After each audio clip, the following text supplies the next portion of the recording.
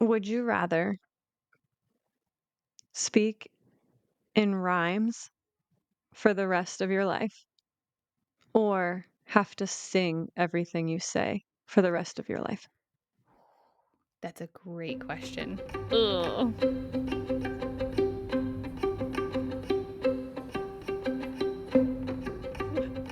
I feel like I sing a lot of things now, Yeah. like, and I quote a lot of TikTok songs all the time. Yeah. So, but I feel like if I'm trying to be serious, because of my height, most people don't take me seriously anyways when I'm So if mad, you're, aka like, my also husband. singing. Yeah, so if I'm, like, singing at them, they're gonna be like, "Are you serious?" They'll just laugh Yeah. at me. But if I speak in Yeah. rhymes, I think they'll also just laugh at me. You know what? I'm gonna sing things. I'd rather do that than rhymes. Yeah. Because what if I can't think of a rhyme and then I can't say what I That's wanna what say? that was my question. Like, do I have to like, does my brain do it for me, or am I sitting there like, "What rhymes with that?" Yeah. I have a point to make. I need words to happen. Yeah. Yeah, I'll just sing things. I Yeah, quote, I agree. like, I quote Bluey. I know you're a Bluey fan. I quote Bluey every once in a while. I'm Yeah. like, "Can we get the bill?" And it Yeah. goes like, "Can we get the See, bill?" way better than having to rhyme. Yes. 100%. Singing, yes, that's my vote. I'm gonna sing everything. Not this episode though, there's too much. Fair. There's no songs in here. Nope, not here. Welcome to the Goodish Girls, guys. My name is Dallas, My name's Alyssa. and we are here to record the second to last episode of our Quicksilver deep dive. After this one, we only have That one just more. that just made me really sad. I'm not ready. I'm real Me upset. neither. And then we just Yeah. have a couple of months, and then we're gonna be Yes. deep into Brimstone. Don't worry. We're gonna deep dive it Oh, just the great. same. I'm so excited. And we'll have a lot of questions answered and things known. It's going to be wonderful. I can't wait. Oh my gosh. Me neither. Okay. Today we're going to cover chapters 39 through 41. And then that way we just have a couple of chapters to really deep dive into the ending. There's a lot of things that are wrapped up. There's a lot of things that happen in these ones. It's very fast paced. So let's get into it. We are starting with 39, Anarath Moor. We have heard this word before a lot. Right. A lot, We a lot. know what it means. We've heard it a lot. It has its whole chapter, right? So, in the previous chapter, if you haven't listened to the last episode for a little bit, Everlane attempts to warn Saeris about the water, but it was too late, right? So there's Saeris is thrown through a ceiling shadow gate and is dumped into a huge body of water, basically belly flopped in. She definitely has some ribs broken and some other issues as well. Girl is in pain. I would like to note that in this chapter, it is noted that neither Saeris nor Carrion can swim. Can Carrion actually swim? We don't know because he was like, right, he swallowed too much water. I would Was have to he? say no, because if he could swim, he wouldn't have swallowed too much water.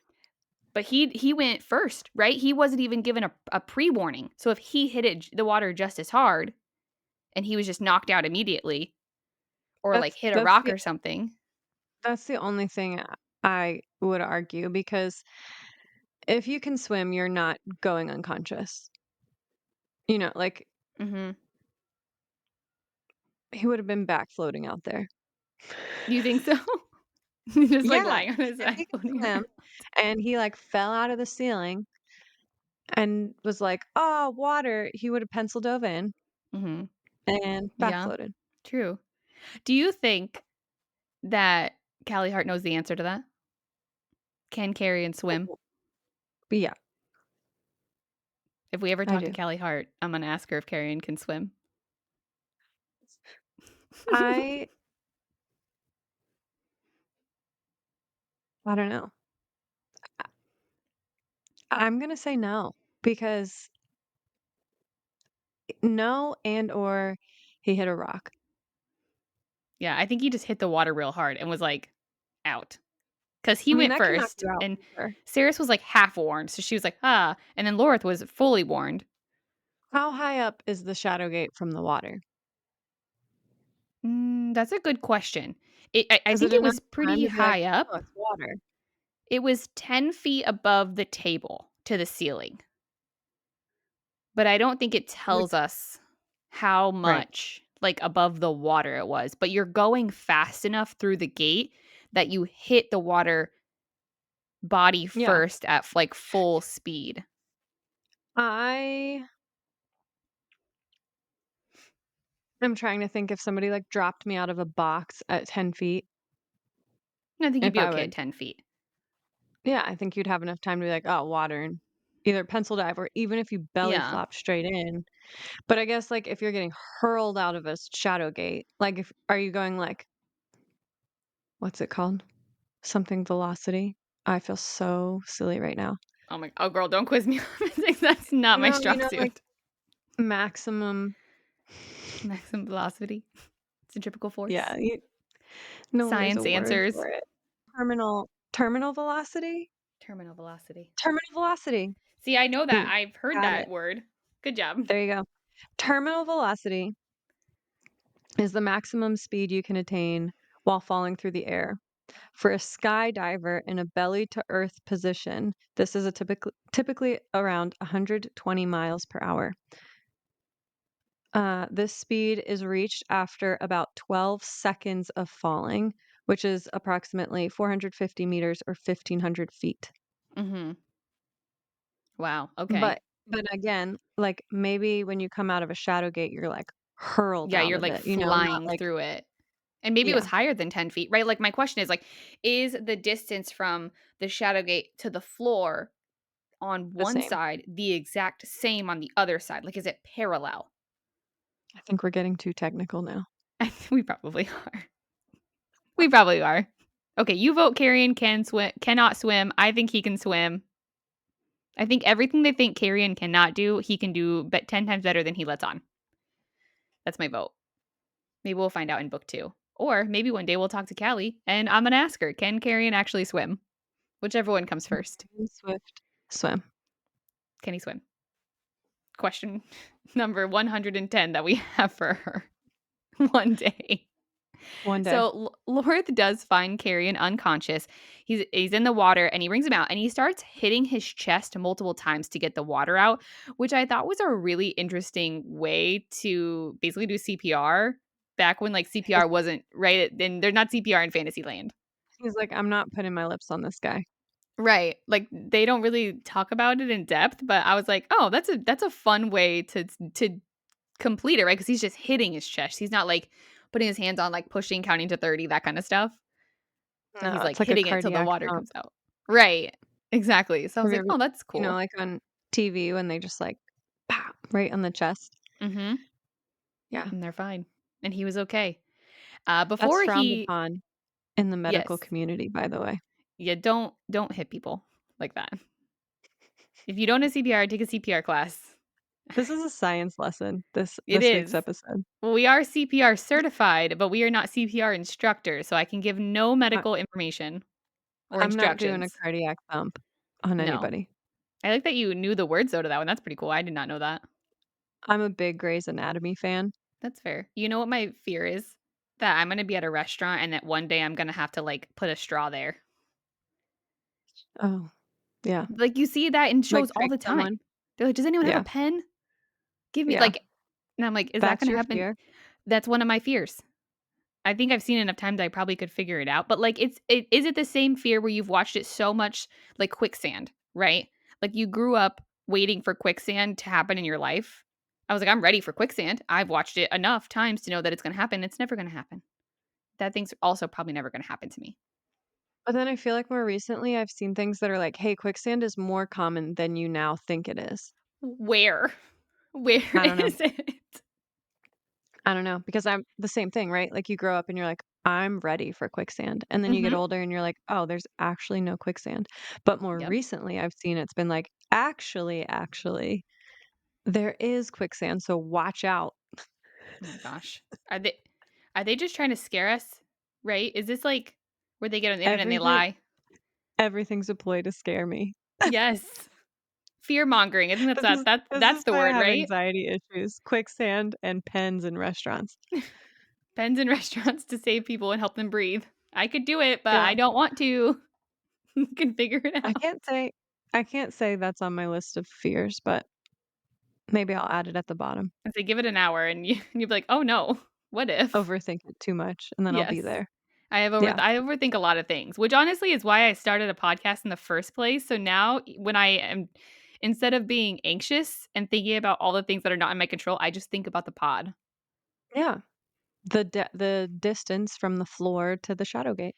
Yes. What is the distance? Can carry and swim. I have I'm like, what if I just think about that stuff instead? And then all of a sudden I'm from point A to point B and I'm not anxious anymore. It's really a good thing. Thank you, goodish girls. Probably my anxiety. So, right before Carrion wakes up, Saeris tells him that if he doesn't wake up, she is going to tell everybody back home in Zilvarin that he was a bad lay. Obviously, that snaps him right out of it. He's like, don't you dare. So, at least we know now what is going to help Carrion come back to life. His reputation is very important to him. So, Saeris is in an insane amount of pain, right? She's probably got broken ribs, and she is given widow's bane to chew on to numb her body. They are not to swallow this, though, only to chew on it, or they will be sick AF. They will throw up everywhere, right? And Fae take this and they chew on it, but I can only imagine what this would feel like to a human, right? Because, Just like, not I guess, yeah.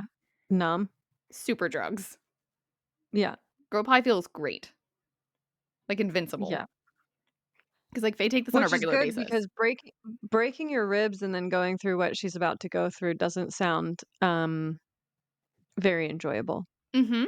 Yeah, you're not wrong. So she's feeling great. She took the widow's bane, attempting to find their surroundings and figure out their next steps. They realize that they are surrounded by obsidian mountains. And here we go with the obsidian. Obsidian is like the rest of this book as well, right? We noted way Yeah. back in a couple episodes that it's like super, super important. We are now surrounded by full mountains made strictly of obsidian. Their only Is there option gonna to get up the cliffs is to climb since they cannot swim. is there gonna be a book called Obsidian in the future? Ooh, I don't know. She has written book 3 and Kelly has noted, if I'm correct, that she started book 3 and she had to change the title of, I think, book 2. She had to change the title of book 2 because it was a spoiler. So maybe it was called like Obsidian or something like that. She'd never tell us the Mm, original title of what it was going to be because she said it would spoil it. interesting. I don't So know. I don't know. It's just like as much as we hear brimstone, Mhm. I feel like we hear obsidian, so We sure do. I think it's going to be a big part of book 2 still. And yeah. I think I've said that before. Like I do think it's going to Yeah. be a big deal. So as they're looking up, it's also noted that it's literally snowing ash all across the sky. And they are now in Gilthry, right? So they like went through where Everling was spit out. They're now in Gilthry. Everything is ash, everything is dark, everything is gross. Saris hears the chanting of the famous words that we have heard throughout the book, Anarath Moor, multiple times, right? Like Anarath Moor.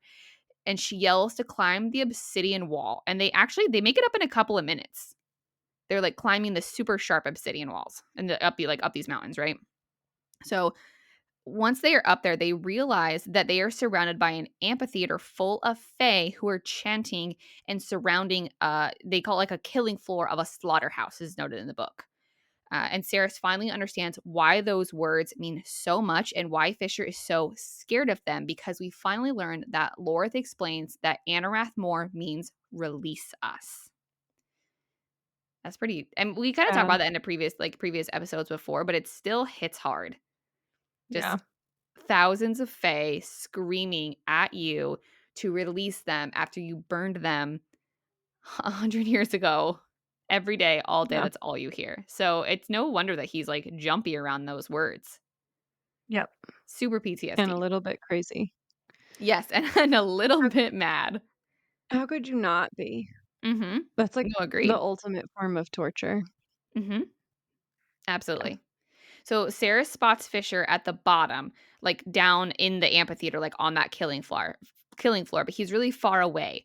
Lorith is trying to figure out where in the hell are they, and a familiar face appears once again. Because he's like, where in the seven hells are we? And he goes, actually, this is only the first circle of hell, but I'd like to introduce you to all 5. And out steps Herron. And if you don't remember who Herron is, he is the guard in the very, very, very beginning of the book that is trying to who takes Saeris to Madra when she is arrested and stabs her in the gut with a sword. And Kingfisher comes through the portal and saves her. So he was supposed to be dead. R.I.P. Herron, we think, or we thought. Not so much, Yep. right? He was like covered in silver. He was dying because It was like Kingfisher was going going in to his end him. ear. Yeah, it was Yeah. everywhere. And Kingfisher was going to kill him and was like, nah, Quicksilver's got this. We're good. And he leaves. So if you're like, why is he still alive? We do get that answer.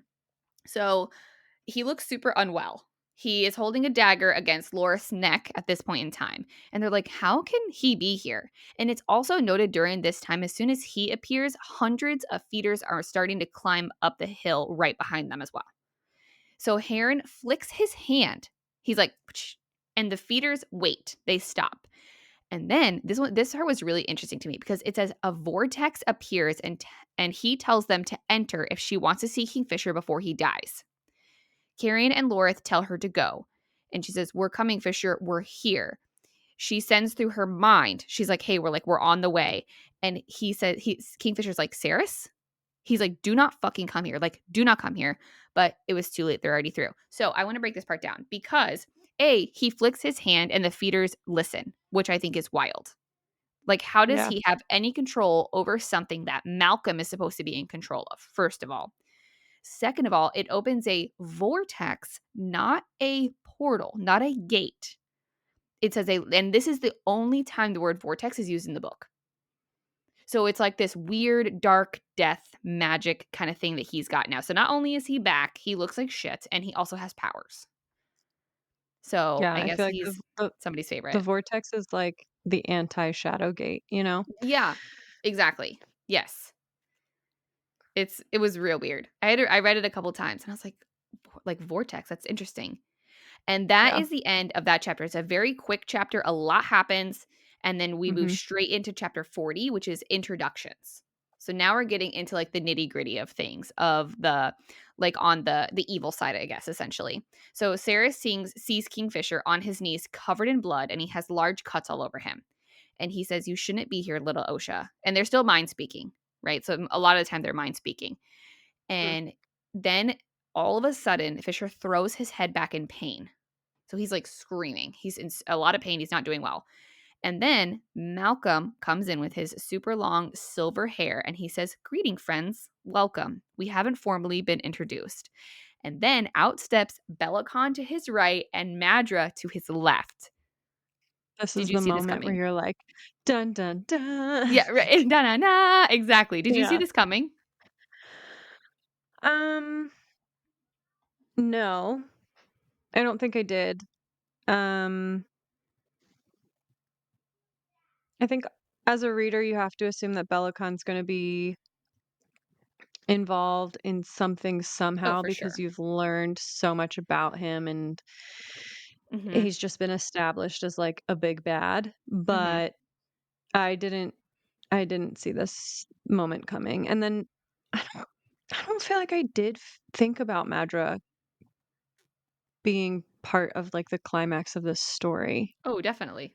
I was like, where did you Um, come from? yeah. So no, I didn't. Did you? Yeah.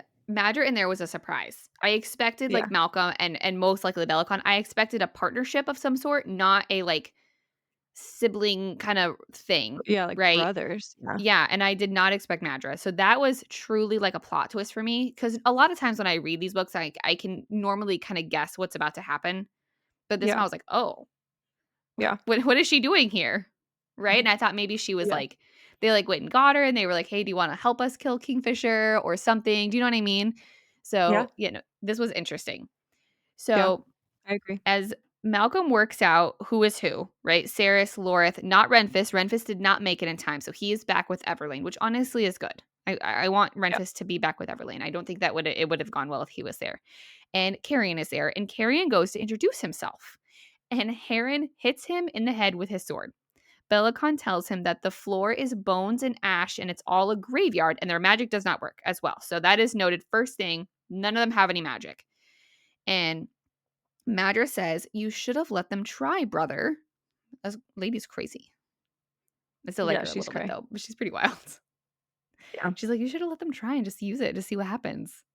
Mhm. So they say, human, fae, vampire. You think she is an ally? She's the one who stilled all the Quicksilver. So Saeris is like, hey, like this girl, what is she even doing here? She did this all in the first place.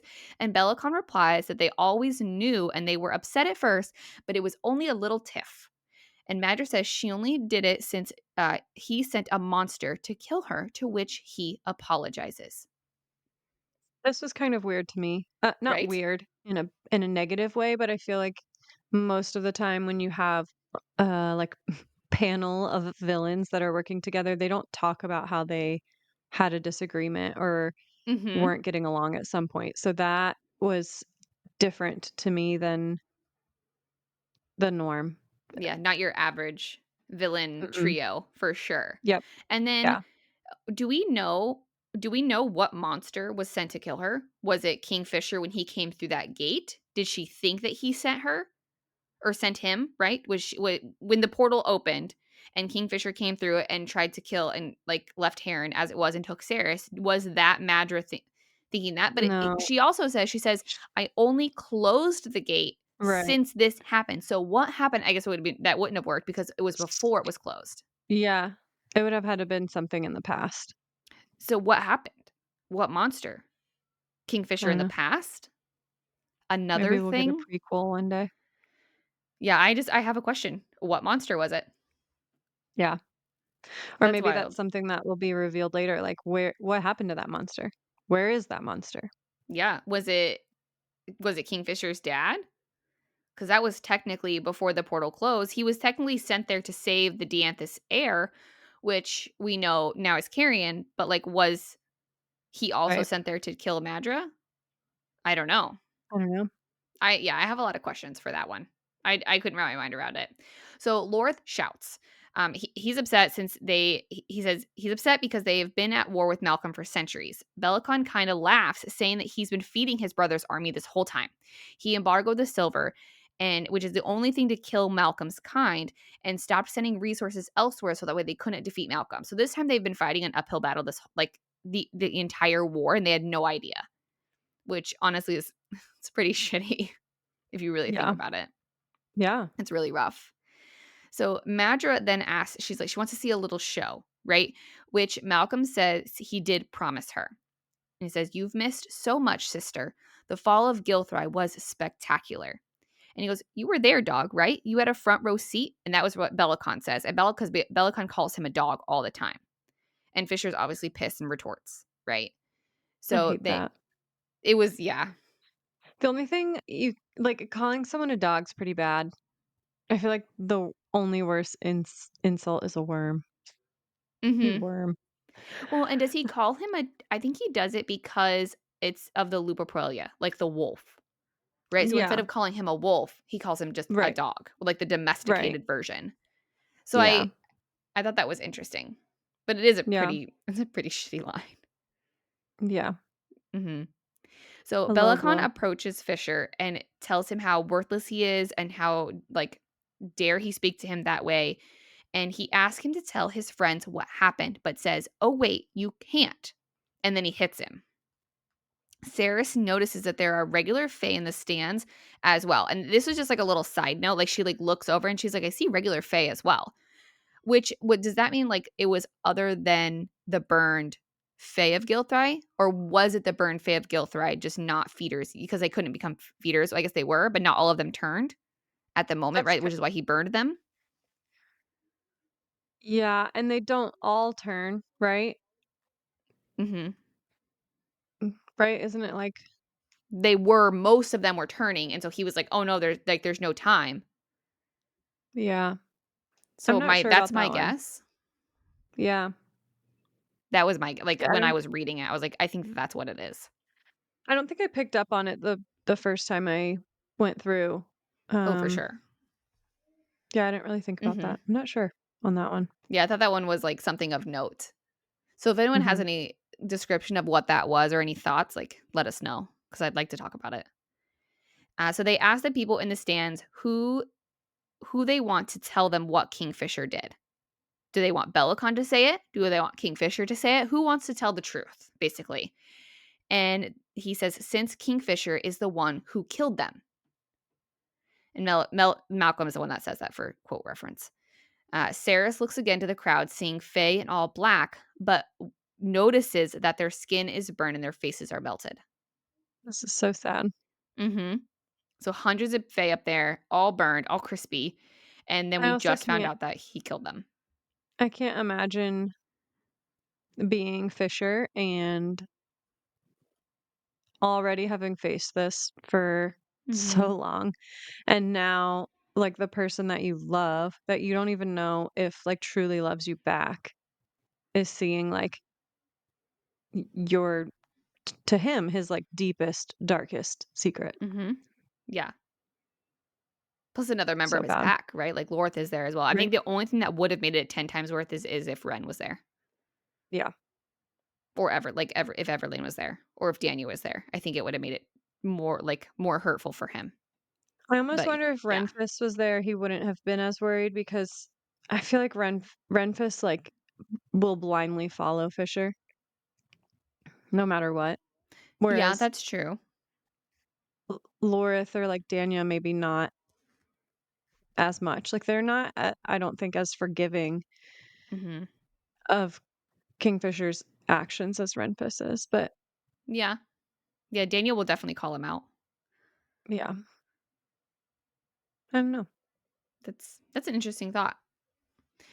So, he says the last quote that happens that we see is wonderful the hold on.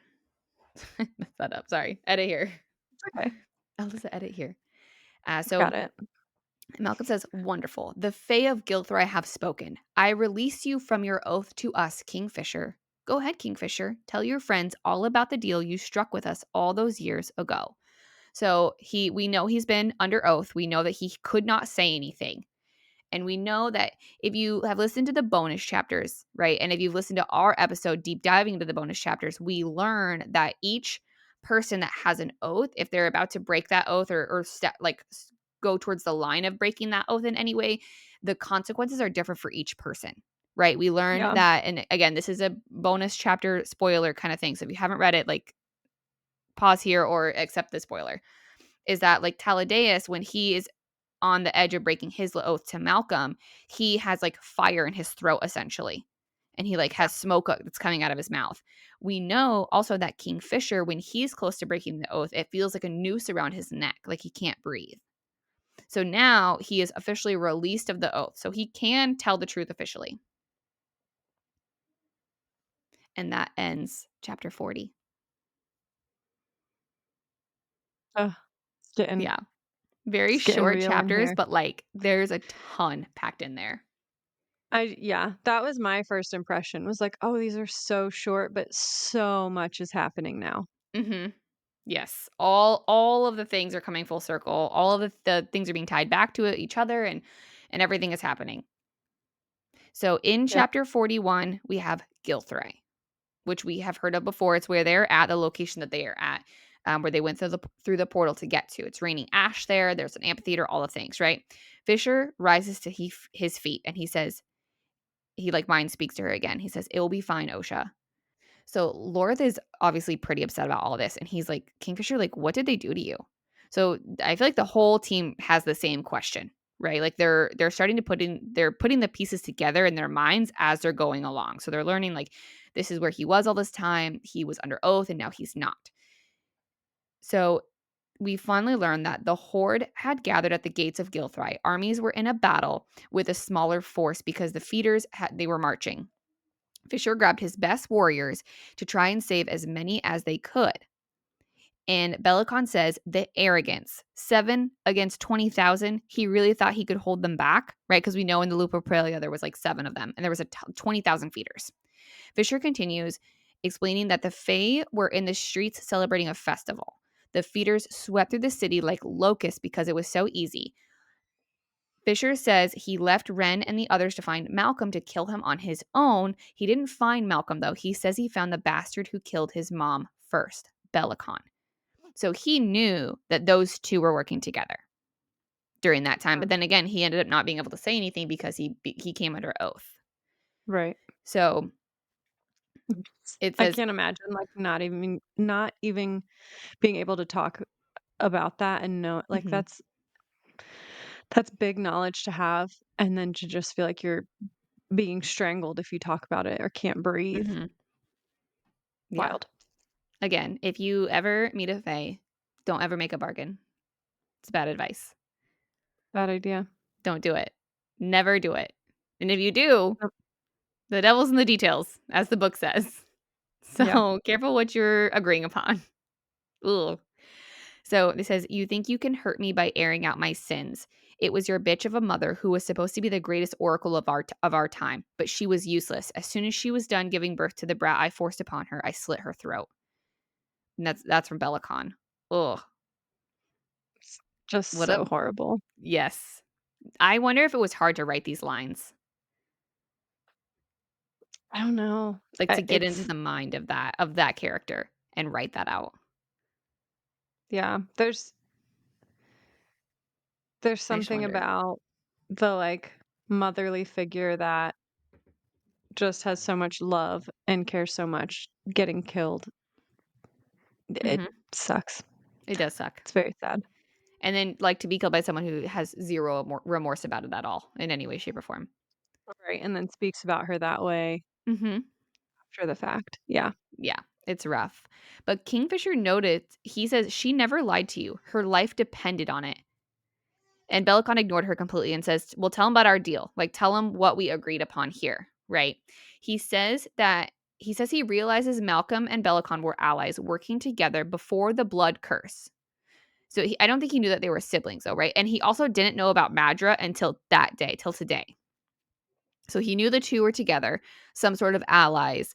And then he decided to bargain for a few citizens of Gilthry that were still alive. And Malcolm promised a deal with a coin, the smallest amount of currency from Gilthry. So they're like all together meeting up, minus Madra. And then he says, "Hey, we're going to make you a deal using this coin," right? And as he's like explaining it, he says, "When they flip the coin, if it lands leaf side up, Malcolm will call off the horde and leave the city without hurting another living thing. If the coin hits the ground, fish side up, he gets the city for himself, and Fisher would have to leave and battle with him at a later date." So those are very important words. And Bellicon mentions that Fisher's leaving out all the best parts of this agreement. Kingfisher was not allowed to touch the coin or influence how it fell. He also couldn't touch either of them as the coin fell. And until the coin toss fell and everything hit, he wasn't allowed to speak of the deal or that the two were brothers, which is where he eventually learns that they are related. Kingfisher agreed in a blood oath. And in the oath, it's not mentioned. It doesn't say like, "Oh, nobody can touch this coin" or "nobody can Yep. influence it." It just says Fisher cannot. Yep. So Fisher agrees, tosses the coin to the air, and Malcolm catches it. It never hit the ground, meaning that the bargain was never finished. And in this moment, we do also know that the quicksilver in his eye stills. What is it doing? Quicksilver POV. What's it thinking? Please, Quicksilver point of view. Please. I have so many questions about what it's thinking. I need to know. It's my dream. So Yeah, this one, I don't know what it would be thinking. I think that when the Quicksilver goes still, he has control of his mind for I just a agree. moment. That's my thought. Because usually But when it's but moving, it's swimming, whatever it's doing. but why in this moment? Because he realized that the devil's in the details and he got No, I think he knew that, but I think the moment of his family and his friends and his love finding out what truly happened, yeah. I think it hit him all over again, right? And I think that Quicksilver was like, "Ah, all right, bro, I'm gonna let you take that in for just a minute." Yeah, and I mean, the Quicksilver seems to enjoy tormenting him from time to time as well, and he's Mhm. I mean, he's being tormented right now, so Right. And it doesn't necessarily pitch in when, like, others are doing it, mhm. right? Right. Because It's again, it's only for, like, selfish. it's only for its own amusement Mhm. when nobody else is, it seems like. Exactly. I would be interested in a POV of this moment from even Kingfisher's side, right? Because he can tell us like what the Quicksilver is doing. Yeah. So I wonder what, like, from his perspective, what he's thinking and feeling. Probably a lot. So Fisher ended up torching the city because they were all transitioning into Malcolm's horde. If he didn't, since all of them were higher Fae, they could have taken over completely. Malcolm was super upset by this, so he hid the coin at the center of his coliseum and filled the stands with the people that he burned. Wild. Yep. Absolutely ruthless. Yep. If Fisher could make the coin fall, then they would be free from the suffering, and he'd have to meet him on the battlefield when Kingfisher wanted, right?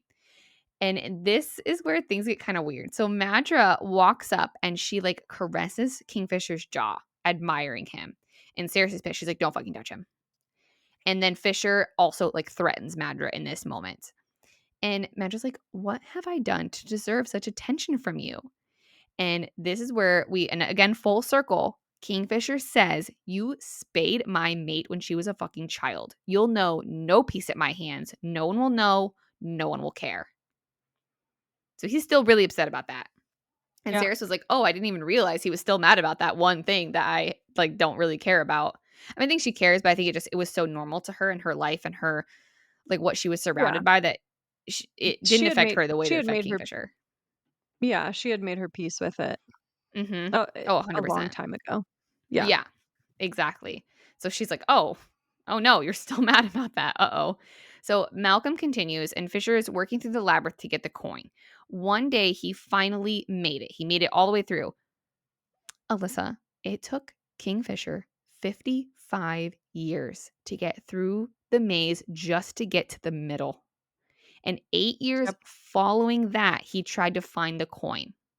Yeah. 55 years walking Yep. through a maze that's Yep. constantly moving. Yep. Oh my God. And not like just a maze, like there's also other bad things in there. Oh, in every corner. Yeah. And it's constantly rearranging itself You're also not sleeping. You're or not eating eating. or drinking. Yeah. Absolutely not. 55 years. And then another 8 trying to find the coin.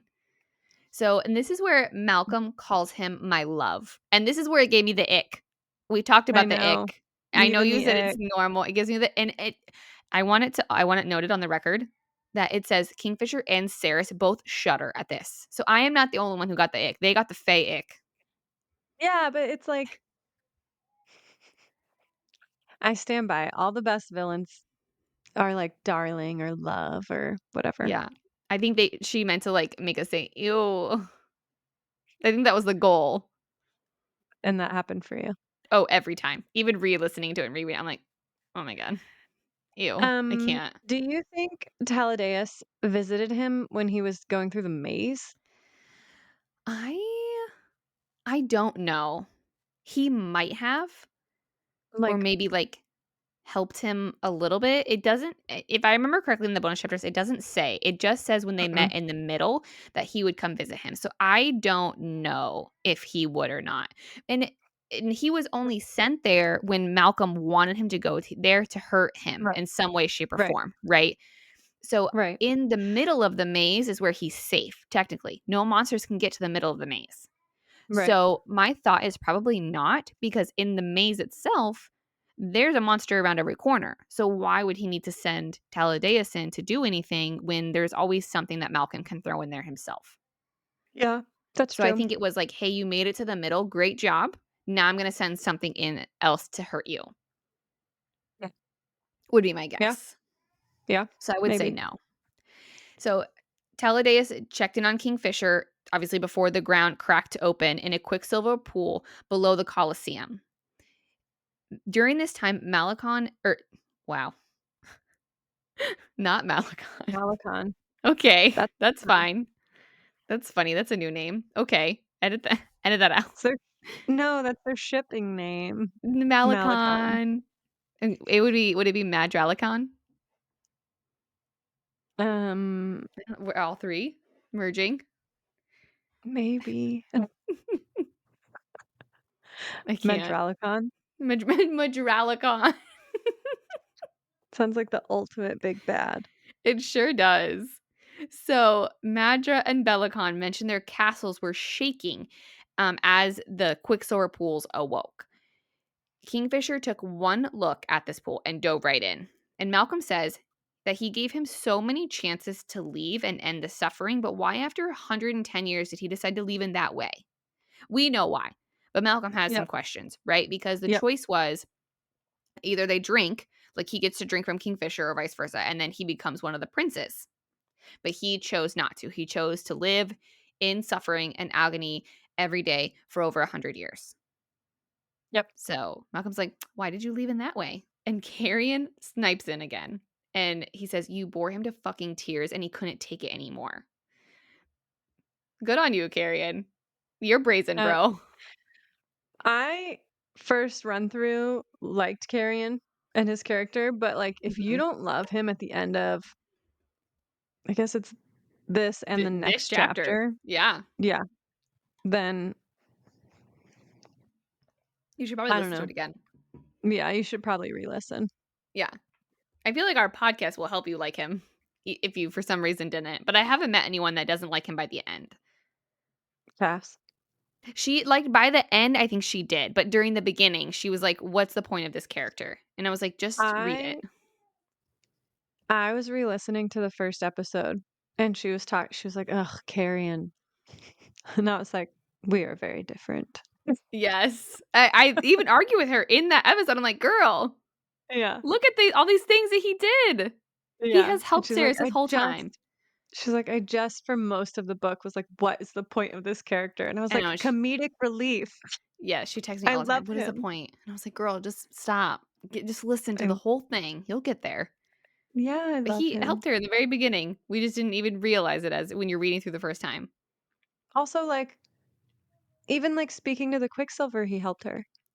Mhm. Yeah. Why don't you just ask it? Why don't you just tell it? Yeah. Yeah. Right? So funny. He's the best. Yeah. Callie has mentioned a possible like Carrion novella at some point in the future. Oh gosh. It'd be the That's what best. dreams are made of. The deep dive Carrion novella. I need some Carrion Check. merch in my life. Yes. That'd be so good. A Carrion candle would be nice. Mhm. Post bath. Yeah. Otherwise, it would just stink, I think. Post bath Carrion. Water Sprite, moss, Yes. carrion Exactly. combo I love it. I'm here for it. One day. One day it'll one happen. day. So Yeah. Carrion snipes with that. Malcolm grabbed his throat, saying something seems off with him. Carrion jokes it was the moth from the water sprites. He's like, you're a little weird. And he's like, well, I did get a bath from these lovely water sprites. And Kingfisher jumps in. He says, you want to know why I went into the Quicksilver? And he's like drawing the attention to him, right? He left because the Quicksilver in his veins broke his sanity. We knew it would happen. And that is from Belicon. Belicon's like, you went insane. And Fisher says, it's not that. And he shifts his weight. Saeris notes, like, Kingfisher does not shift his weight just for fun. He doesn't, every Yep. move that he makes is like methodical, right? Yep. So he says, just don't move. He shoots the Saeris mind to mind. He's like, don't move. Stay exactly where you are. And he says, I went into the Quicksilver because I felt my father's sword calling to me and I knew I'd need it for this. He shifts to smoke, drawing solace from Saeris and spins it up and drives it right into Belicon. And he says, I don't need magic to mess you up, you fuck. And Madros lets out a huge scream and all hell breaks loose. Hell yeah. Wild. Yeah. So I thought this was interesting because we have another like sword to gut kind of thing. Yeah. Very full circle. You know what I mean? Yeah. Saeris was stabbed in the stomach. Now Belicon is. But yeah, it is. I thought that was funny. I Mhm. was like, oh, justice is served. And that is the end of that chapter. Yeah. That's Short it. and sweet. Again, a short and sweet, but like Mm-hmm. things are happening. Things are Yeah, moving. exactly. So this next chapter, chapter 42, that'll cost you. This chapter is one of the longer chapters at the end of the book. So this one does still have a lot of information, but it is it's a little bit longer. So we know that Fisher stabbed Bellicon in the stomach, so he's like bleeding out with Solace, right? So Saeris is being restrained by 2 guards and is also being rushed by Herron. So Herron's running after her. The guards let her go, and Herron thinks she won't really do anything. So Bro underestimates her once again. Yeah. And joke's on him, though, because she takes her dagger and puts it right into his gut. So again, a 3rd stab to the stomach. Of all the people to underestimate her, you wouldn't think it would be this guy. Right? Again. Yeah. He's He just just doesn't dumb. think. He really He's not is. smart. He's lucky, though, because he's a Madra favorite. That's the Yep. only reason. Yep. So, okay, here's a line that happened in this moment that I was like, It is noted by Saeris that Carrion was 5 feet away, wielding Simon like he'd been training with the weapon for years. Because he has. Because he has. But it's, remember in previous episodes, we were like, can he use a sword? Was he ever taught to use a Yeah. sword? Like, did he forget how to use a sword? Bro is Yep. faking it.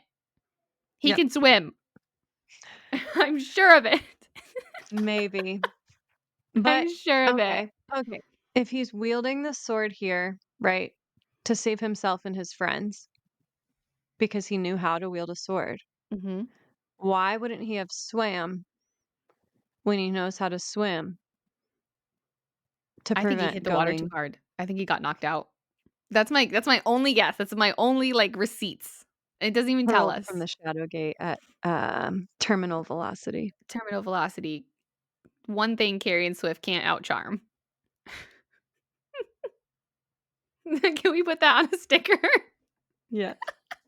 One thing Carrion Swift can't outcharm. Terminal velocity. Terminal velocity Rainbow. with like stars around it. Yes, exactly. Someone please make that. Only I'll we'll find get that. it, but that's okay. Yes. And the Well, people who listeners. listen to our podcast will. That's true. Yeah.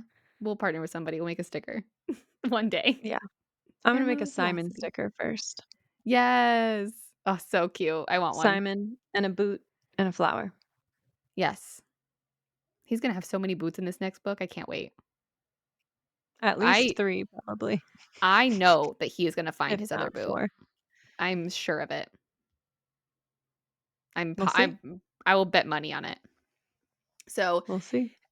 Fisher yells for everyone to run into the labyrinth. They're gonna go into the danger, right? And as he's yelling, he distracts Saeris, and she gets a blow to the face by Herron. But the pain that she waited for never came because if you guys remember, she has Widow's Bane. Girl is literally invincible right now. Joke's on you, Herron. Broken ribs, Mm-hmm. busted face, no pain. No pain. Get it, girl.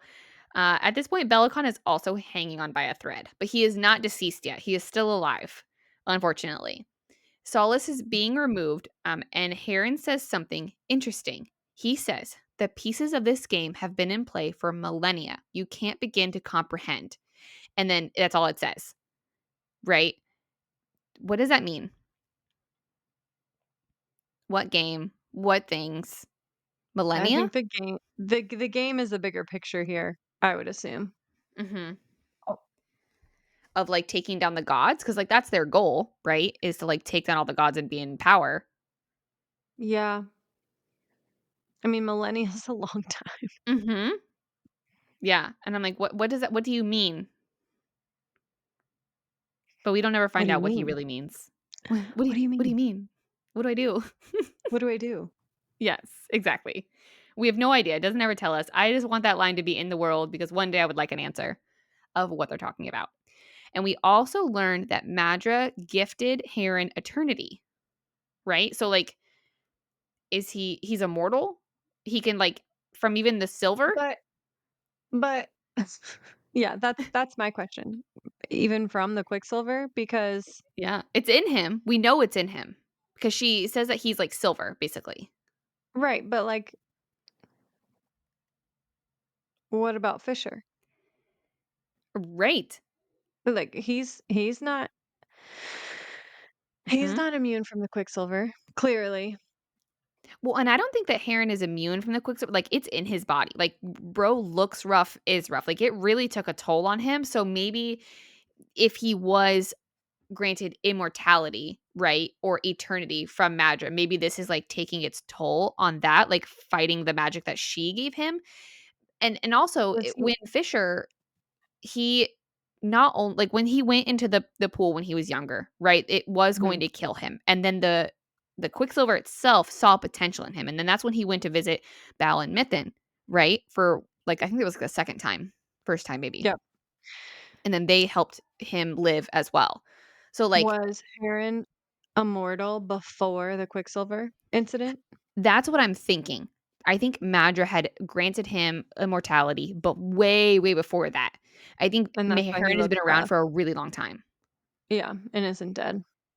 Right. And I think he's just like in a really bad spot now, health wise, because of the Yeah, silver. But the silver wasn't able to fully kill him, if that makes gross. sense. Yeah, it is really Do you think icky. he hears the Quicksilver? Do you think it speaks to him? Yes. Or do But you I think it just think hates him? I think it speaks to him because I think it can't help it. But I think it's like I don't think it's meshing well. Like, not that it meshes well with Fisher, really, right? It like yells at him all the time and is really mean to him, No, but but, it like, is him. if there's I don't think it danger coming with Fisher, it's like, "Run, go, because it do is this, him. They're do that." binded. Yeah, No, I think it's like constantly. If I had to guess from as much as I've attempted to learn about like said Quicksilver, I think it's like screaming at him and screeching and like it's like water and saying oil, weird words. Yeah, like, just I don't doesn't think go. it's. Mm-hmm. Yeah, I don't think it sounds even. I think it probably sounds like gibberish yeah, right, if I yeah. had to guess, because it's not accepting him. Yeah. It's just It's and like it the was like, you're experiment supposed to be dead. it's like the experiment gone wrong. Mhm. Exactly. Yeah. That'd be my guess. Who knows though? Yeah, I agree. So the fight continues, and every move or stab he makes doesn't affect Saeris because obviously, again, she has that widow's bane. So this is where like it's wild. Saeris finally gets her revenge, and she snaps his neck. Crack. Done. Does this work? It doesn't say it doesn't work. So I'm assuming it worked. I guess. But how do you go through this Quicksilver and have immortality, but then human girl snaps your neck and you're done? I feel like in stories of such, chopping a head off or snapping a neck is always the end all for whatever reason. Yeah. Like for the feeders, you have to like fully remove the head. Yep. That's true. I do love that she had that power though. She was like, bap. Yeah, for Hmm. sure. I'm gonna assume it killed him. I'm gonna assume we finally have put Heron to bed. Yeah. I agree. Because again, he underestimated her. Yep. And that's what he More than gets. once. Yep. More than once. Sucks for you, buddy. So they're running further into the labyrinth, and Madra is stricken with grief. It notes that she was shaking as she ran towards Heron and Saeris. Madra's really upset. And we have no backstory on these guys, right? We have no backstory on their relationship or who they were or anything like that. But obviously, he meant a lot to her, like to Madra, Yeah. because she is devastated. Yeah, it's like her right-hand guy, you know? Yeah, but like to be stricken with grief, I can see her being pissed and being like, "Are you fucking kidding me?" But she was like, "No!" Like she was like shaking, I right? feel that's like the only person that she really probably like interacted with on a daily basis. Hmm. Like, even though he's like a hired hand, it, I would assume he was like almost her hired friend, you know? Like, Hmm. Or was it more than that? Were they involved? I don't know. I never thought about that. I'm just thinking about it right now. And I'm like, why were you so upset with like why do you have so much grief? What does he Maybe, mean to you? maybe Heron was her side piece. Maybe. I mean, I'm sure she got lonely. She's been in Zilvarin for a long time. I reckon. I wonder if that's a relationship that we ship. Harry and I Madra. don't ship that. I ship Danya and Carrion. Oh, I for That's sure who ship ship. Danya and Carrion. And honestly, like I know since our last episode, I've been thinking about it. I do ship Lorith and Isabel. Yeah. Same. I think that's cute. Renfis and Everlane. Mm. Oh, no? That's two brother Okay. sister to me. All right. All right. That's But fair. maybe that's just me. Renfist deserves the best of the best. Renfist Maybe we'll get deserves another some character. happiness in his life. Maybe in book 2, we'll get another really awesome I was gonna say, character. maybe there'll be a new character that he's like, "Oh, is she cute?" Yes. Oh, love for Renfist. I want to ask Callie that one day. Is Renfist going to find love? Write that. We're Or gonna at write that least down. some, like, happiness. Yes. Does Renfist get what he deserves? Finally. Yeah. Yeah. Who knows? We'll Please see. don't die. Please don't die. Oh, absolutely not. No, I'm not. I'm not. I'm not accepting that. I'm not even letting that into the world. So yeah, she's really upset. She's stricken with grief. She's shaking, right? We learn that inside of the labyrinth is made of obsidian and it's super sharp. Um, Before we went on to all the details of all of this, when I thought labyrinth and maze, I only thought greenery Okay. in my mind. I was like green bushes that are moving around. I know that that's Okay. not correct, but until it said this line, I was like, oh. And then I had to change what it looked like in my brain. Right. And I mean, I've watched a movie, The Labyrinth. Like that wasn't greenery either. It was all like stone walls and things like that, Yeah. right? But I don't know. I just thought about Kingfisher like running through a green maze. It's like moving around. Obviously, it's not correct. Interesting. I Unless one of wonder those me things why. again. I wonder what, like, caused that for you. That, like, Every time I see we see mazes, right? Like on it's TV or always, like, whatever, green. it's always green bushes. That's interesting. And so that's just what I thought of, like tall, Yeah. green, moving bushes with monsters around the corner. Yeah. That's not correct. They're not like that. They are obsidian, they are black, and they are sharp and really dark in there. Which Don't touch fits him. fits better. It makes more sense. It truly does. Yeah. Yeah. That's okay. I don't know. It's just where my mind meant. We learn also that the first 10 moves of the labyrinth are always the same. That's where you face the first obstacle, and then the route to the center is ever changing. So they finally reach the first obstacle, which happens to be Morthill, which is a spider demon. I have questions. Here are my questions. Question number Okay. 1. Oh Where gosh. the fuck did Malcolm find a spider demon? First of all, how did he acquire this thing? That's my first question. Mhm. Second The question, why is the spider demon okay with living in the labyrinth? Does it want to escape? Is it trying? Is it comfortable? I don't know. I feel like if you're any kind of demon, you're gonna be content living in a place of misery. Yeah, but like, where did it come from? How did he The get this Wicker thing? Woods. Maybe. There's a lot of crazy stuff out there, right? A place like that. Did he like bargain for this thing? Did he I don't No. He went and collected it up and dumped it in the maze, and the thing was like, "I'm a demon, I'm happy. This place sucks." Can we get a Moriel POV?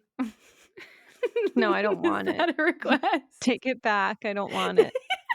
Take it back. I I will don't read want it. it. I'll read it and I'll tell you about it. Yeah. All right. Okay. Third question.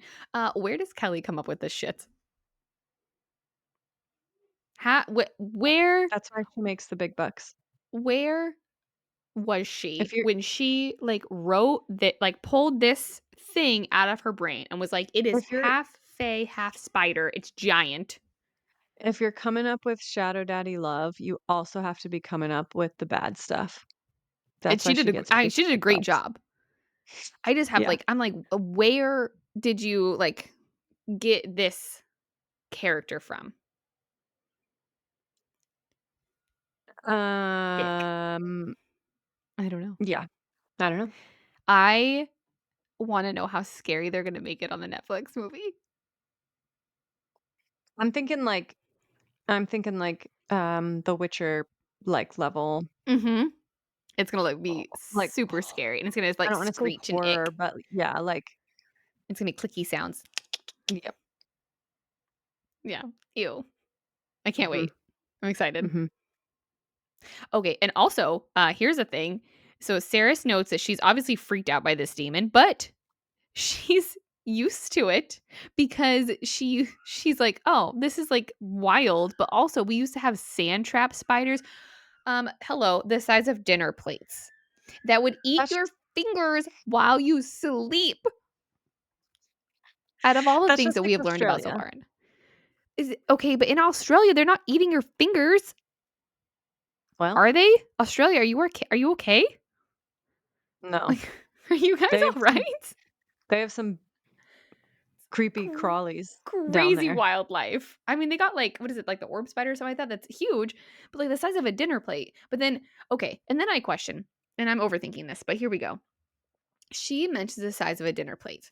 How big is a dinner plate in Zilvarin? Do they get that much food? Because they sure don't get Mm, water. it's Is just a a dinner dinner plate plate. smaller? Like a little plate? Or is it No, like a plate? it's a plate. A Their regular portion plate. sizes are just smaller. All right. Just a regular plate that holds Yeah. a good amount of food. And say, Yeah. like, is the spider that big? And they just eat your fingers. Again, I go back to That question number 3. Where does Kelly come up with yes, this shit? that's pretty gross. I had to really think about this for a while. I went on a tangent. It's okay. I love a good tangent. I think Mort Hill's a good character. As like a bad character. Yeah, it's good. I did not Creepy see crawly. Spider Demon in my Quicksilver bingo card when I was first reading it. So there's No, I that. like it. Yeah, I like it. So our wonderful Uh, demon Mort Hill cannot see or hear. It only tracks movement somehow, some way. I don't know how. I almost said echolocation, but I would have to hear for that. So I truly don't know how it does it, but it does. Vibrations. Yeah, something. So like when you're sliding against the wall, like it can't do that, but if you're like moving around, it can do it. Yeah. So they know that there are 3 exits to this place, and they need to find the right one because it changes.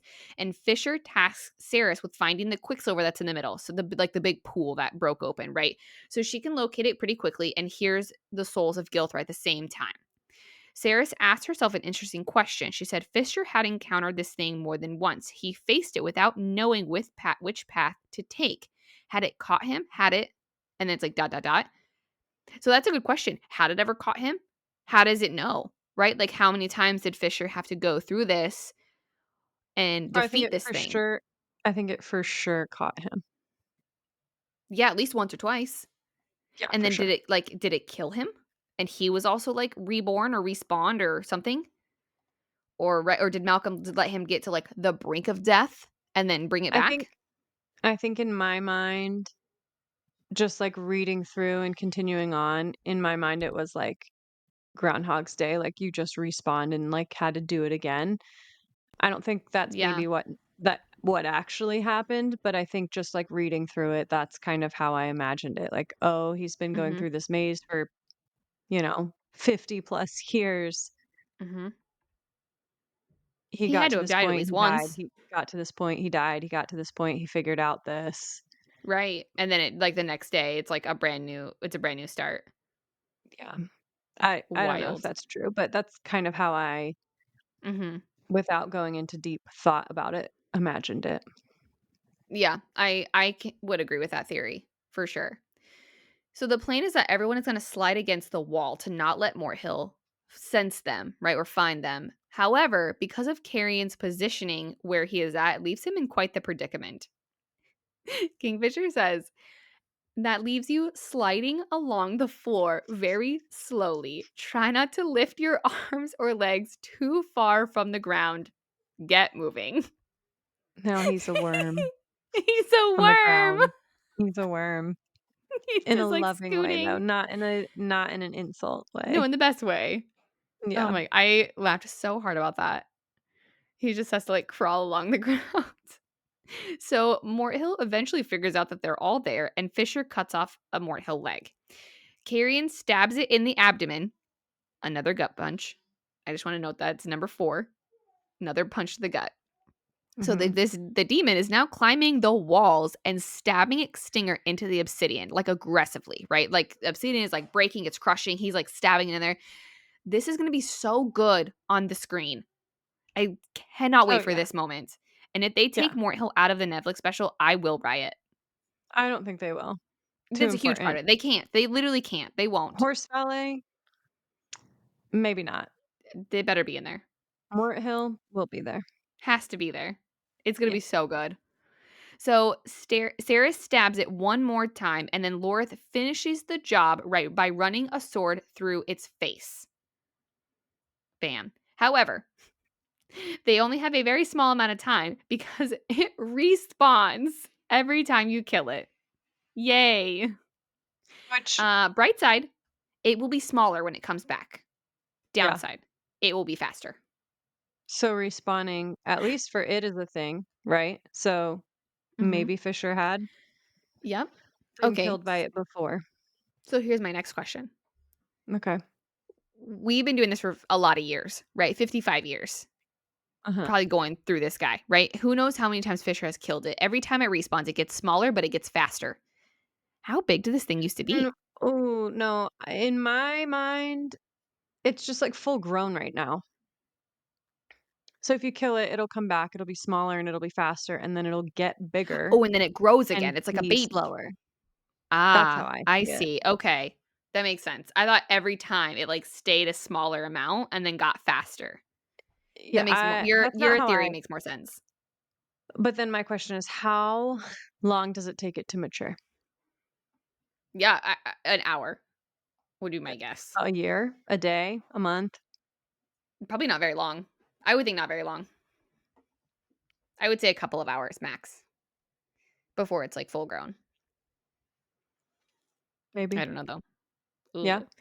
So as they continue, we see the question of what happens if they go into other enclosures on accident. Fisher states very bad things. What does that mean? What That means else is you out there? that means you It's don't our need to be imagination. asking more questions. Right. And we don't You get don't any wanna more know. answers on that. It's like the Wicker Woods. You probably don't wanna see what's going on out there. Yeah. I can grant you the gift of sight. Nah, I'm good. Let's carry on. Yeah, right. So Malcolm is changing the passages as they go, and it's because they're getting close. And Fisher can still, like, they can see the amphitheater at this point as well. They finally make it to the middle where there are, as we know, millions of coins lying on the ground in piles. The pack is now questioning where Fisher slept or ate or did anything while he was stuck here. And as Fisher is about to answer, Malcolm helps him out. He says, "You didn't, did you, my love?" Ick. So he tells him as so Malcolm appears out of nowhere, right on top of a pile of coins. He states, "I may be a vampire, but I was once Fae. The magic I was born with still sings a dark chorus in my veins. I used it to craft this place, especially for our kingfisher, so that he wouldn't be plagued with such tiresome requirements as rest and sustenance. So long as he remained within the bounds of my playground, he needed neither." So he didn't get food or water or sleep or anything, but at least he never felt that, right? So he Yeah, never but, like felt tired, I guess. but it would I think that would just make you go crazier faster Why do you say that? because you just have no sense of time then, right? Like, our days are structured generally around I wake up, I have breakfast, I go to work, I have lunch, I work some more, I come home, I have dinner, I go to bed, I sleep, and then my next day begins. Mhm. Without like think about like how insane living would feel, like doing my Mm, routine without sleeping or eating. I wake yeah. up, I go to work, I work, I work, I work. I come home, I take care of my kids. I have no rest, and then I just Yeah. do it again. Yeah, and you're awake all night. Like there's no sleeping at nighttime either. You're just Right. like doing something. Right. Even if that's Yeah. like your resting time, like his time not flipping through, like if he took a break in every day Mhm. to like not flip through coins or not try and like get through the maze, Mhm. if you're truly like not sleeping, you're just sitting alone with your thoughts then, which Mhm. you could argue would be worse. Right. Okay, that's fair. Yeah. I think it's just another form of torture by Mhm. removing those things. Yeah. It's like when people get shut in rooms without Mhm. windows and they just leave the lights on all the time Yeah. and like study like how long until you go crazy if you're Mhm. just in a room by yourself with the lights on and you have no concept of time? They are eventually in the middle. There's coins everywhere, right? We know that Fisher has not needed anything for sustenance. Madra and Belicon both also reappear in this moment, and Belicon is 100% healed. Dude's totally fine, which I'm sure is very frustrating to them to be like, shit. So Groundhog's Belicon Day. sees, yeah, no, Belicon, exactly, Groundhog Day once again. Belicon Yep. sees the surprise on their faces and notes, "You really think you can kill me with a powerless sword? You can't kill any of us with a mere blade. We are the trium." Okay, so this is where I'm gonna mess up this word, and I had to look it up because I didn't know what this meant either. The triumvirate. Is it Tri. triumvirate or triumvirate? It might be triumvirate. I knew I was gonna mess up this word. It's Okay, a. well, I don't know why now I we both can't like. did. Yeah, it's something there. Triumvirate, something. And then he calls him a dog once again, right? He says 3 crowns sharing one source. To kill one of us, you must kill us all, and that is no easy task. I looked this up because I did not know what this word meant. And it was the first time it ever comes up in the book, so it's not like a repeat kind of word. It is a group of 3 powerful or noble people or things existing in relation to each other. Because it's 3, I would think it would be triumvirate. You're probably not wrong. Even when I was looking it up, I pressed the little sound button on Google and it told me a bunch of times, and then I was like, "Okay, got it," and then I didn't have it. Well, So, there's that's that. okay. It is Anyway, what it is. At least I yeah, own up to it. we I tried. own up to it. So, Yeah. I also wanna note again that they have no magic in this place, but Malcolm, Belicon, and Madra do have death magic to draw from. So they have Uh, some sort of magic in there, right? So because they were stuck between the triumvirate and the terrors behind them, Carrion decides to use himself as bait by talking a bunch of shit to them. And he calls Belicon out as a father because he gave away his own daughter, right? Belicon sees right through it. He sees that it's bait, and he states that Everlane was only born to serve the crown, and if she dies, she dies. That's what it is, yeah, right? End of yeah, story. yeah. So Malcolm, in this point, runs out of patience and he floats down towards them. So he's like floating off of the hill of coins. And Fisher realizes something and he says to Saeris, "The coins are fake. They have to be. The original coin that Belicon struck our deal with was made of silver. It burned Malcolm's hand when he caught it. He wouldn't even be able to stand on so many silver coins without them affecting him." He found this out in this moment, right? From what I Yeah. understood. Can you Could imagine? you imagine? I know, having spent so much time here and then being like, "Oh my god, They're all that's what fake. it is." Yeah, Awesome. And yeah. right, because in previous chapters, it's told us that or like in the bonus chapter, he's flipped every single one of these coins dozens of times. Oh, yeah. Yep, Insane. And then to be yep, like, cool, they're not even real. yep. Ridiculous. So the original coin would have had traces of Quicksilver in it. The people of this city believed it was good luck, so they thought it would bring them good fortune and connect them to the gods. And he asked, "Do any of these coins have Quicksilver in them?" Saris thinks for a moment and realizes that these coins not only like do not have any silver of them, they're not even made of metal. They're literally an illusion. They're all fake. They're all magic. Not even real coins.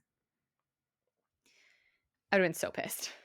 I can't Yeah, even imagine like how mad he would have been. Out of all the yeah. things to be mad about, I feel like that would have like really been rough. So frustrating, yeah. Yeah. So Saris understands she needs to search with her like senses and her magic for the one coin that has a quicksilver in it. Carrion is still attempting to sacrifice himself by standing tall to Malcolm. He invites Malcolm to bite him and get it over with. He said, "Bite me, see where it gets you." Wild. Saris is freaking out about this, and Fisher and Lorith have to hold her back from running to him. Malcolm is taking a very long drink of Carrion when he realizes something is wrong. And Carrion states, "You really should have let me finish introducing myself earlier. It's rude to interrupt people. My name is Carrion Swift, but there was a time where I was known as Carrion Dianthus, firstborn son to Ruick and Amelia Dianthus." Ah! And the crowd goes wild. Ah! Yay! Full circle. So good. A true star of a character, truly. Oh, yeah. Oh, yeah. It's rude to interrupt people. Wild. So Malcolm, Belicon, and Madra realize at that moment together that Malcolm was tricked into drinking Dianthus blood, and they panic, right? Because if you remember, the Dianthus family was the ones who were helping find the cure for the blood curse in the first place. So also during this moment, Fisher sends Saeris to find the coin, right? This is a great distraction. It worked. It's what they needed. So he's like, go, get out of here. So Saeris notes it's not in the middle with them, but somewhere in the labyrinth. So she has to backtrack. Thankfully, during this time, the walls are not rearranging because they need Malcolm to actually rearrange them with his magic, and he's currently occupied because he is currently really struggling because of the blood in his system right now. Saeris notes that the voices in the stands that have been chanting this whole time have also fallen silent. So it's finally a little bit of quietness, right? She can feel the coin and begs it to help her. She's like, hey, like, I really need your help. Please let me find you. Where are you? The silver asks for a bargain and she denies it. And it says, well, why would I help you if I get nothing in return? What's in it for us? Yeah. Honestly, like, she should have known better, right? Saeris tells the silver it's the right thing to do. And she said, because this is wrong, what they've done here, it's evil and you can end it. And it says, evil and good are two sides of the same coin. And it snickers. It made a joke. Please, Quicksilver point of view bonus chapters, please. So They're funny. my dream. Yes. So it says we're the same side of the same coin. It's fine. Saeris begs it to help her once more, and Fisher it's like, hey, will you help me save Fisher? And it acknowledges that he is her mate, right? So everything goes silent, and the string that is like guiding her to this, it breaks. So she kind of loses hope for just a moment, and then it comes back and it says, a small favor then. We will do it for a favor and for a restoration of balance and for love. She agrees. We do not know what this favor is. So there will be some Quicksilver in a coin, book 2, that comes Yeah. back and says, hello, I'm ready Yeah. for my simple favor. Yeah. We both know it's not going to be a simple favor. I'm sure of it. Absolutely sure of it. I don't Yeah. know what the favor is. Well, we may know book 2. Maybe we'll know book 3. I don't know. She agrees. So the string in her gut pulls tight once again, and she is on the way. She finds Morthill's body, who has not yet respawned, thankfully. And the silver is like, hey, like, I'm inside. I'm inside this dude right here. And she is about to Gross. reach inside. I know, so gross. She has to reach inside its mouth and notes that her tattoos, like her god tattoos, are glowing metallic because she has out loud accepted officially that they are mates. And just as she reaches the coin from the back of Morthill's throat, there is a voice behind her demanding that coin. They grab her by the wrist and she turns around to find Malcolm standing right in front of her. End chapter. Insane. Yeah. Right? Just so much. It's Mm-hmm. just, the final big boss battle. So many Yep. things happening at once. And we only have like 3 more chapters. Yeah. And then it's all done. And I feel like the last chapter too is very like it's just wrapping things up or like Mm-hmm. setting things up for the second book. It's not like you're Yes. still in like this big scene, Mm-hmm. Yeah, which it agreed. needs to be, but Oh, for sure. yeah. Yeah, I know. Yeah. I definitely agree with that. I agree. Those are some good chapters though. They still leave me with more questions, right? But I for mean, them, like, they're very good chapters. yeah. Yeah, for sure. I love it. I hope you guys liked it too. We've come a long way since the beginning We of have. this podcast and these episodes. We sure have. I'm very proud of us. Me too. And we have like real listeners now that listen every I week. know. It's Love so our listeners. exciting. And Yeah. I love when you guys reach out to us, and I love when you comment on all of our things, and I try my hardest to make sure we comment back to you guys and engage with you guys because I care about you guys, and I am so grateful for our listeners and people who are following us and believing in us and supporting our pod. And we have a lot of really Yeah. big things coming for you guys and a lot of surprises, and we're not going anywhere. We're here. We have some things changing soon, but they're going to be so good. Yeah. We're going to announce our next book on August 1st. It's going to be somewhat of a mini deep dive for our next book. Yeah. And then I have a big book coming. Yeah. I'm excited. It's Good going to be things so much coming. fun. Yay, big Yep. things coming. And then Brimstone. Brimstone. Yes, comes out in November. All of these like releases are coming out. These special editions are on the play, right? There's a German edition. It's getting wild.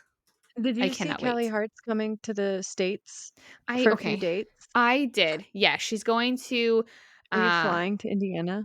Is it Indiana? I think it's Illinois. Illinois, California, and I want to say like Michigan or Boston or something. Operation Get Dallas on a Plane. Yes, okay, get Dallas on a plane, or maybe she'll add Orlando to her list. Maybe. But yes, I want to meet her so bad. I feel like I'd be like It'd be really one of cool. those like stupid super like not stupid, but like I would sound stupid and I would be like stuttering as like a super No. fan. No. You'd be perfect. I don't know what I would even say to her. I don't even know. I have questions for her. So many. Maybe I could write them down. As we've discussed, yeah. Yes, so A whole many. list. I need to go back. I'd have to go back through all the episodes and be like, okay, here's a question, here's a question, here's a question, here's a question. Just play her the shorts, the clips. Yes. Hey, will you just watch my TikTok, please? All of the questions are right here. You can I just love listen it. to them. I love it. One day. Yes, I One day. and I feel like that happens too with like musicians when they announce like a tour, they throw some dates out there, but then as they're going, they add more. So my Yeah. hope is that maybe she'll add a couple more. She's already over here on this side of the pond, essentially, right? As I say it. Yeah. So maybe since she's here, she'll add more things or she'll do like other announcements. Perhaps. That's my hope. You never know. Maybe do I want to I can't fly all the way to California, it's too far. But I can go a little bit closer maybe. Illinois is not that far. It's not that far. I could drive. Or just maybe you can get a cheap flight. But just a one day. I'm going to fly A one in. day. I'm going to meet Yeah. her and I'm going to take a red eye home. I love the idea of a one-day trip. Yes. Just jump in on the plane and then jump off the plane. Everything will be fine. Yep. Yep. And I'll meet her and she'll sign my book. This book. She'll sign it. Yeah. And I'll treasure it forever. I love that idea. It's my dream. One day. Maybe just come to Orlando's a big city. Yeah. Maybe I'll invite her. We've made lots of Quicksilver fans down here. There's a ton of Quicksilver fans down here. Everyone that I talk to has to listen to it. It's a Forced requirement. fans, if nothing less. Yes. If nothing more. Forced Yes. fans. Forced fans. If they look at me, they're like, this is where I'm at in the book. It's fine. Yeah, and I actually love it. Better. I'm watching you guys. James's brother finished it. Nice. And he was like playing video games with him. And I was like, where's he at in the book? And he's like, oh, he finished it. And I was like, give me those headsets. And I like put on the gaming headset. And I We was like, need to talk. hi. What did you think of it? Did you like it? Who is your favorite character? Yeah, right? So, and he's like very hard to impress because he reads a lot of books and does that kind of stuff and like listens to books all the time. So he said that he liked it. And I think Good. that that's a win. That's a win to me. I told me he has to listen to my podcast now. We'll see if he Perfect. does. Another listener. Another listener. Another one. Yeah. It's amazing. Again, guys, we have a lot of really good stuff coming your way. So if you liked this episode, make sure to like and subscribe to our podcast. Make sure to check out the Goodish Girls, share it with your friends, and keep a lookout for some amazing things coming your way. Big things coming soon.